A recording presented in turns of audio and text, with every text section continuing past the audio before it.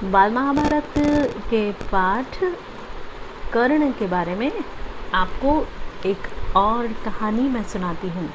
एक बार कर्ण को परशुराम जी से ब्रह्मास्त्र सीखने की इच्छा हुई, इसलिए वह ब्राह्मण के वेश में परशुराम जी के पास गया और प्रार्थना की कि उसे शिष्य स्वीकार करने की कृपा करें। परशुराम जी ने उसे ब्राह्मण समझकर शिष्य बना लिया।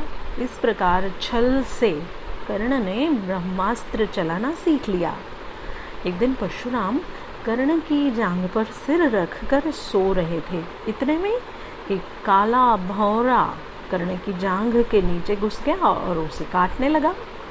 कीड़े के काटने से कर्ण को बहुत पीड़ा हुई और खून बहने लगा, पर कर्ण ने इस भय से कि कहीं गुरुदेव की नींद न खुल जाए, जरा भी अपने आप को हिलाया डुलाया नहीं। और जब खून से परशुराम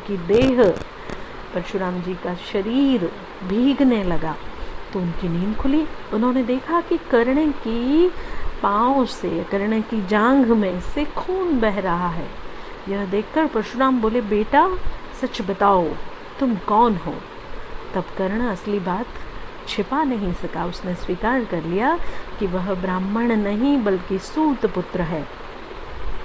यह जानकर परशुराम जी को बड़ा क्रोध आया। क्रोधी तो वे थे ही, अतः उन्होंने उसी घड़ी कर्ण को शाप देते हुए कहा, चूंकि तुमने अपने गुरु को ही धोखा दिया है, इसलिए जो विद्या तुमने मुझसे सीखी है वह अंत समय में तुम्हारे किसी काम न आएगी और ऐन वक्त पर तुम उसे भूल जाओगे और रण क्षेत्र में तुम्हारे रथ का पहिया पृथ्वी में धंस जाएगा।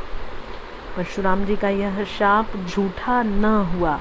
जीवन भर कर्ण को उनकी सिखाई हुई ब्रह्मास्त्र की विद्या तो याद रही, पर कुरुक्षेत्र के मैदान में अर्जुन से युद्ध करते समय कर्ण को वह याद ही न रही।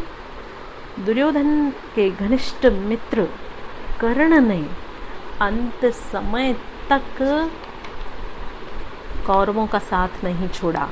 कुरुक्षेत्र के युद्ध में भीष्म तथा आचार्य द्रोण के आहत हो जाने के बाद दुर्योधन ने कर्ण को ही कौरव सेना का सेनापति बनाया था। कर्ण ने 2 दिन तक अद्भुत कुशलता के साथ युद्ध का संचालन किया।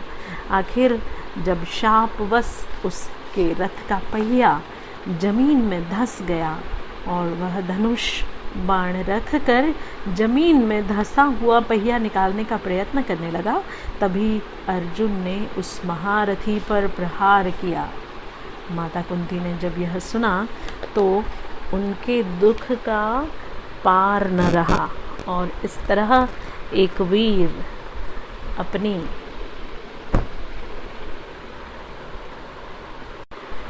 दोस्ती को निभाते हुए वीरता को प्राप्त हो गया।